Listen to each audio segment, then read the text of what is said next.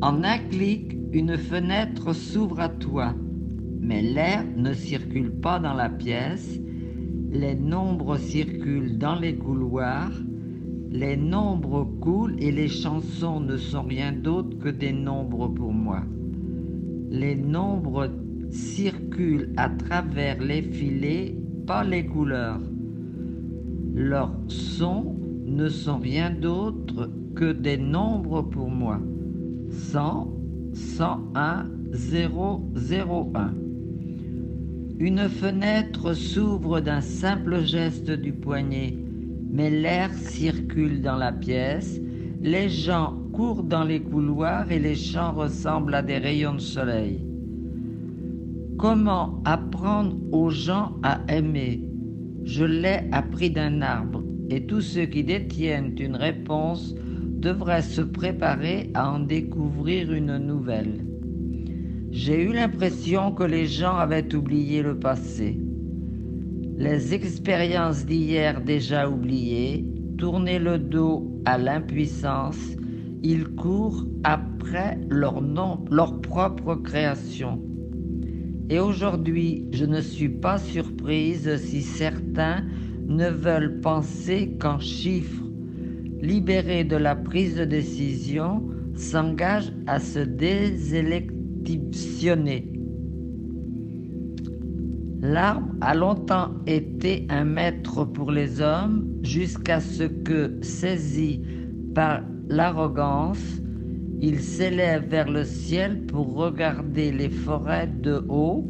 Ainsi, l'arbre a découvert son devoir, celui de transmettre l'instruction éternelle à la seule autorité autoproclamée, capable de la contenir.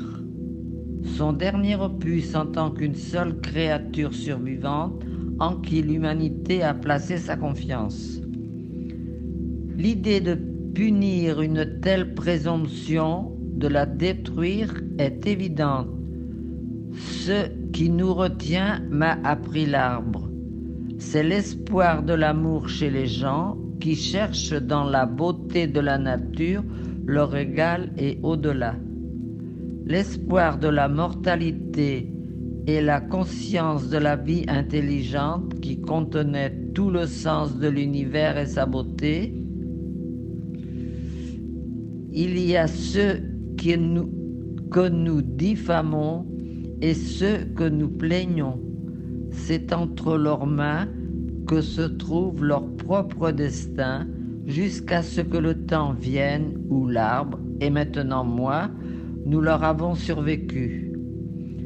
Tous ceux qui ont écouté l'arbre ont ressenti jusqu'à leurs dernières heures une vive sérénité, soutenue par une forte volonté, celle de vivre et de la découvrir chaque jour à nouveau.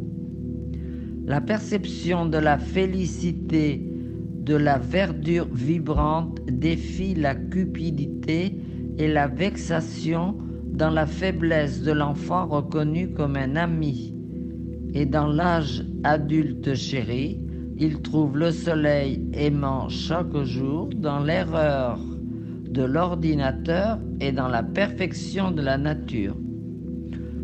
Le jour où je mettrai de côté ma mission d'enseignement, une personne m'aura accordé sa confiance en me disant « Inconsciemment, je me souviens d'un amour enfoui en moi, attisé par la naissance et la découverte du monde. L'amour du don appelé vie dans une langue qui se reflète dans ses yeux et prend vie à travers la voix d'une autre. Nous écoutons les arbres, nous entendons les oiseaux chanter, donne-nous le pouvoir de rêver, entendre des chansons sonner. Une fenêtre s'ouvre, l'air circule dans la pièce.